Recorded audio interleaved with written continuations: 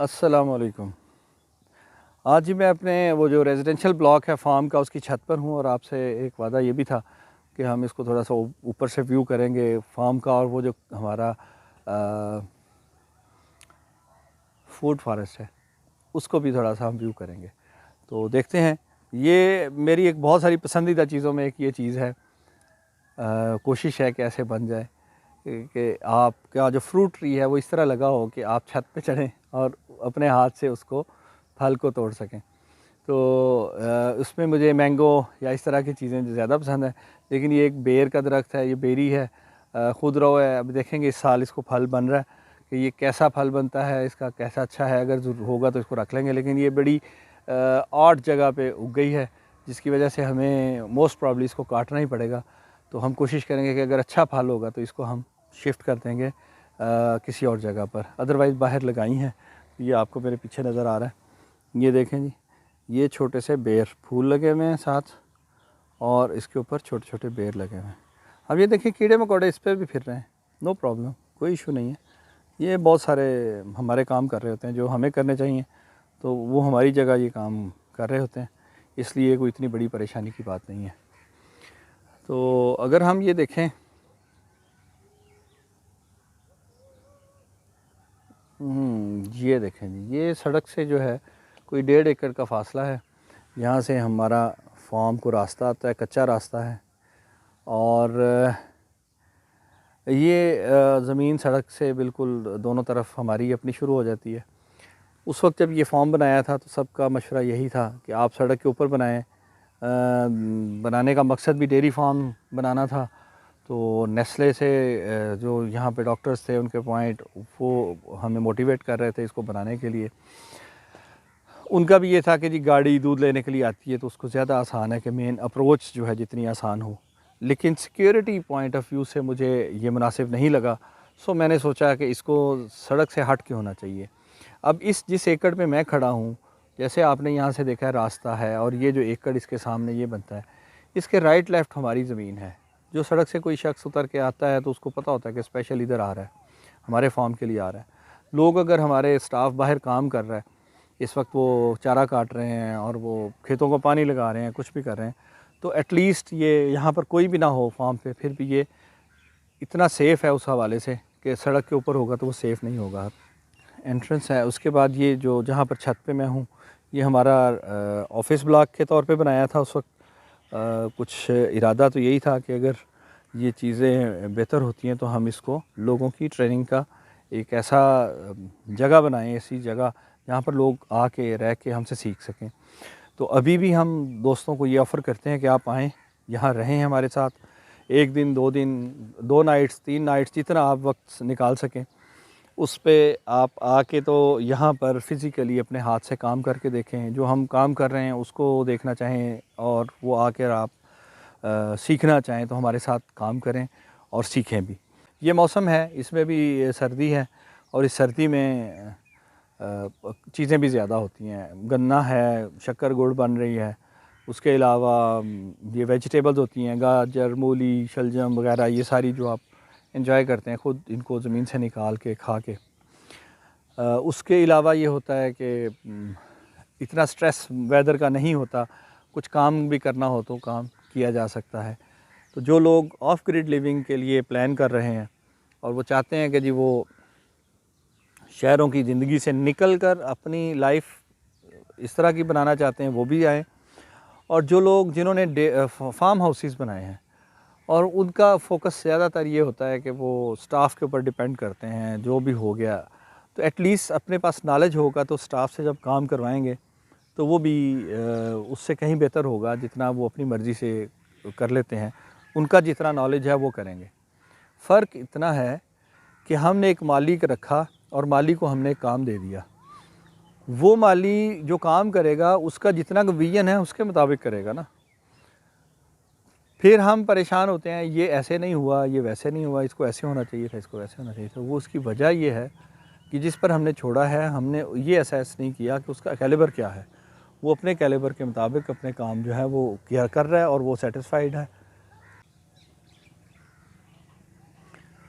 तो ये काफ़ी मैस हो गया था, ये भी हमने उस दिन वीडियो बनाई थी कि इसको कैसे वो सजावल लड़का है वो आया, उसने बनाया। अब ये जो हमारा बरामदा है उसके सामने जो है वह यहाँ पर ये बेरी उग गई है, उसके साथ एक खजूर है, फिर फूलों वाले प्लांट्स हैं। इस क्यारी के अंदर जो है गुलाब लगे हैं, वो कटिंग कर दी है। यहाँ अमरूद का एक पौधा है, यहाँ दरख्त था दरेक का, वो बहुत बेनिफिट करता था हमें कि सुबह सुबह की धूप जो है ना सामने से बरामदे में उससे रोकता था। तो वो काटा, उसके बाद जो निकले वो फिर स्टेबल नहीं हो सके, गिर गए, आंधियाँ आई। अब अमरूद है रहने देंगे, खजूर एक रह जाएगा। खजूर के साथ ये जो है आपको नज़र आ रहा है, ये अमलोक का पौधा है। लोक होता है वो ब्लैक कलर का छोटा छोटा, जिसमें सीड काफ़ी ज़्यादा होते हैं। ये मैं एक दफ़ा मरी के इलाके में था, वहाँ से मैं पौधा ही उखाड़ के ले आया। ये काफ़ी स्ट्रगल कर रहा है, लेकिन ठीक है, अभी अपनी जगह पे कायम है 3-4 साल से, 5 साल से, लेकिन फ्रूटिंग पे नहीं है। अदरवाइज़ जो ठंडे इलाके के फल हैं वो हमारे यहाँ अच्छा फल दे रहे हैं, वो कोई इतना मसला नहीं है। ये चंबेली की बेल है, ये नीचे से ऊपर तक छत तक पहुंच गई है। इसकी खुशबू जो है वो हर तरफ फैली होती है। यहाँ से जब हम आगे आएंगे तो ये रबर प्लांट का दरख्त है। अमूमी तौर पे होना तो बोर्ड का चाहिए, और वो लगाए हैं 2-3 बोर्ड के दरख्त, लेकिन वो बहुत स्लो ग्रोइंग हैं। इसकी ग्रोथ काफ़ी बेहतर होती है, इसलिए ये लगा दिया। इसके नीचे शेड हो जाता है, गर्मियों में अच्छी खासी शेडी ट्री है ये, और एनवायरनमेंट के हवाले से ये बहुत ही अच्छा ट्री है। ऑक्सीजन प्रोड्यूस करने के हवाले से और एयर को क्लीन करने के हवाले से। बाकी मालाबार स्पिनिश लगी है इसके साथ, ये साइड पे ये जो है ये सिंबल का दरख्त, ये हमारा फूड फॉरेस्ट जिसको हम अभी मैनेज करने की कोशिश में लगे हैं। इसकी डिटेल आपको बताई थी कि यहाँ पर कोई 27 to 29 ट्रीज़ हैं। ये एक कनाल से थोड़ा ज़्यादा जगह होगी। मैं रोज़ ही प्लान करता हूँ कि इसको मैयर करेंगे हम, लेकिन वो देखते हैं कि कनाल 1.5 कनाल जगह होगी ज़्यादा से ज़्यादा। इसमें 27 ट्रीज़ हैं तकरीबन, आज भी काउंट कर रहे थे, दोस्त आए थे तो वो, और बाकी वेजिटेबल्स लगी हैं यहाँ पर। फ्रूट ट्रीज़ हैं, दरेकें भी हैं, मोरिंगा है, उन सब को मिलाएं तो 28-30 के करीब दरख्त हैं जो इस 1-1.5 कनाल की जगह पे लगे हुए हैं, और फुली उसके बाद हम उससे फ़ायदा ले रहे हैं उसके अलावा, दरख्तों के अलावा। वरना जहाँ पर अगर 1 कनाल में इतने दरख्त लगा दें उसके बाद आप वहाँ से कुछ और नहीं ले सकते। तो अगर हम ऊपर से देखें तो शायद ये अभी इसकी शक्ल वाज़े हो, वो जो राउंड में हमने बनाया हुआ है, ऊपर से देखें खूबसूरती बढ़ती है। और ये जब हम जनवरी में, दिसंबर जनवरी में इंशाल्लाह इसका व्यू दिखाएंगे आपको, जब इस ट्रिमिंग कर देंगे हम इन दरख्तों की। ये जो बड़े ये वाले दरख्त दरमियान में नज़र आ रहे हैं, खुबानी है, ये बहुत बड़ा हो गया है। लास्ट ईयर इसकी ट्रिमिंग करना चाह रहे थे हम, लेकिन इसको छोड़ दिया। अब हम करेंगे। ये वाइट निशानात नज़र आ रहे हैं, वो कली के डिज़ाइन बनाए हुए हैं, बोर्ड छोटे छोटे लगे हैं, उनके ऊपर आयतें हदीसें भी लिखी हुई हैं, और पता नहीं क्या क्या कुछ लिखा हुआ है। ये भी खुशामदीद वगैरह लिखा है। ये सत्तार साहब हैं, तो वो किचन उनके ज़िम्मे है, माशाल्लाह कुकिंग बहुत अच्छी करते हैं। तो बाकी छोटे मोटे काम भी साथ उनको हेल्प करते हैं, लेकिन फिर जो वक्त बच जाता है तो इसमें जो फार्म की सफाई सुथराई है, वो एक बंदे के अंदर एक चीज़ होती है जो उसको फोर्स करती है कि जहाँ मैं बैठा हूँ ये साफ़ सुथरी होनी चाहिए, सुबह उठ के नीट एंड क्लीन रखना। जब वो 5-7 दिन के लिए छुट्टी पे हो तो पता चलता है कि फार्म पे कोई बंदा जो है यहाँ पर मिसिंग है। तो ये इंसान के अंदर की एक होती है, हालांकि कच्ची मिट्टी है, मिट्टी का उड़ना, उसने ख़राब होना है, फिर सारा दिन जो बैलगाड़ी है उसके ऊपर चारा आएगा, कटेगा, सारा कुछ होगा, लेकिन जो अंदर की नफासत होती है इंसान के अंदर, वो जो है वो उसको ये सारी चीज़ें मेंटेन करने में सहूलत देती है। ज़बरदस्ती किसी को कह के आप वो नहीं करवा सकते। कि ये क्या है जी, किंग फिशर बैठा हुआ है दूर से, ओह उड़ गया। तो आप ये देखेंगे कि आपको ग्रीनरी नज़र आ रही है। दिखाने कुछ चीज़ दिखाने यहाँ से ऊपर से मुश्किल हो रहा है कि इतने दरख्त हैं। तो इसका बेनिफिट क्या है कि यहाँ पर बर्ड्स बहुत ज़्यादा हैं, बर्ड्स बहुत ज़्यादा है हमारे एरिया में। वैसे ही मुझे इसका शौक़ था, तो मैं जब से फार्मिंग में आया हूँ तो मैंने यहाँ पर जो बाहर शिकार के लिए आते थे बर्ड्स का, उनको मना कर दिया कि सड़क की साइड पर कोई शिकार नहीं करेगा।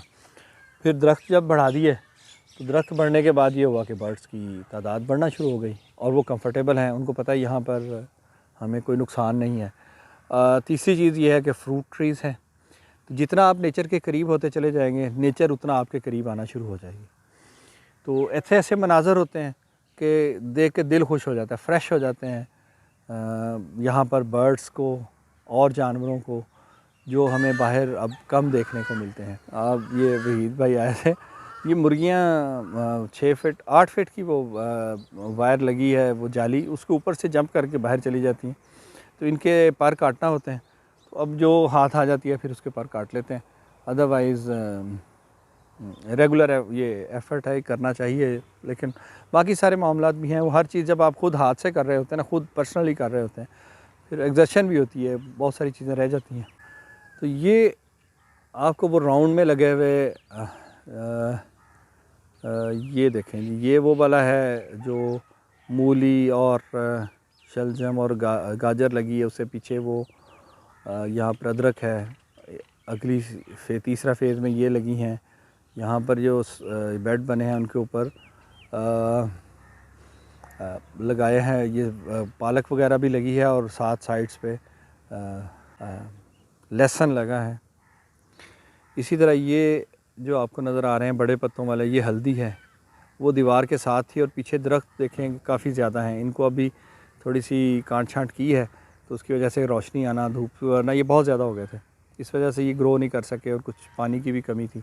लेकिन यहाँ पर अगर आप बोर्ड जहाँ लगा है इसके साथ देखेंगे तो यहाँ बहुत बड़े बड़े पौधे आपको नज़र आएंगे हल्दी के, ये इस वजह से कि इनको प्रॉपर धूप मिल रही है। और ये देखें कि इनका रुख किधर को है, इनका रुख हम जहाँ हम खड़े हैं यहाँ से राइट साइड को है, क्योंकि इधर सूरज है, ऊपर इसका कवर है, तो सीधा ऊपर जाने की बजाय उनका रुख राइट को है। जबकि ये पौधे जो हैं यहाँ वाले, इनको देखें, इनका रुख लेफ़्ट साइड को है, जहाँ जहाँ रोशनी होगी पौधा अपनी डायरेक्शन उधर को करता चला जाएगा। इसीलिए कहा जाता है कि जब कोई पौधा आपने लगाना है किसी भी जगह पे, दरख्त या कोई पौधा आपने लगाना है, उसका आसान तरीका ये है कि उस जगह पर खड़े हो जाएं, खड़े होकर आसमान की तरफ देखें। अगर आसमान नज़र आ रहा है तो पौधे के लिए आइडियल जगह है, लेकिन अगर आसमान दिखाई नहीं देता तो इसका मतलब है कि यहाँ पौधा स्ट्रगल करेगा, चल तो शायद जाए लेकिन उसके लिए मुश्किलात होंगी। तो जहाँ ऊपर कवर हो, चाहे हल्का सा भी हो, तो नीचे से निकलने वाले पौधे वो स्ट्रगल करते हैं और परेशानी जो है वो उनको फेस करना पड़ती है। तो ये हमारा छोटा सा व्यू ऊपर से, लेकिन जितना मैं समझ रहा था क्लियर नज़र आएगा, दरख्तों की पौधों की वजह से अभी नहीं नज़र आ रहा, लेकिन इसको हम साथ साथ शेयर करते रहेंगे। अगर आप भी इस तरह के डिज़ाइन बना के करना चाहें तो ये बड़ी अच्छी बात है। ये एक दफ़ा बेड बनने हैं और बस फिर इसके ऊपर काम होता रहेगा साल हर साल। आज सुबह एक दोस्त आए थे, वो बैंकर हैं, वो भी यही बात कर रहे थे कि जी मैं ये गोडी करवा के आया हूँ, क्या लगाऊँ। तो उनसे भी कहा कि आप ना वीडियोस देखें हमारे चैनल की, आपको पता चलेगा। जब उनको ये बेड्स दिखाए और उन्होंने देखा मिट्टी बड़ी ज़बरदस्त है, इसकी मिट्टी साफ़ वो बड़ी नरम है, तो वो बड़े हैरान हुए। तो उनको भी यही बताया कि अगर आप एक दफ़ा ये बना लेंगे ना, तो एक दफ़ा का काम और फिर ज़िंदगी भर का आराम है आपका। फिर हर दफ़ा हर फसल के बाद आपको गोडी के लिए बंदा हायर नहीं करना पड़ेगा, कोई आए और वो गोडी करे और फिर वो सख्त ज़मीन, और हर दफ़ा ये सारे मामलात जो हैं वो एफ़र्ट ज़्यादा है और आउटपुट कम है। तो जिन बच्चों को बैलगाड़ी का अंदाज़ा नहीं है, मैंने सोचा उनको भी दिखाया जाए तो बैलगाड़ी कैसे होती है। ये चारा लेके आ रहे हैं, जराल सरदार आसिफ।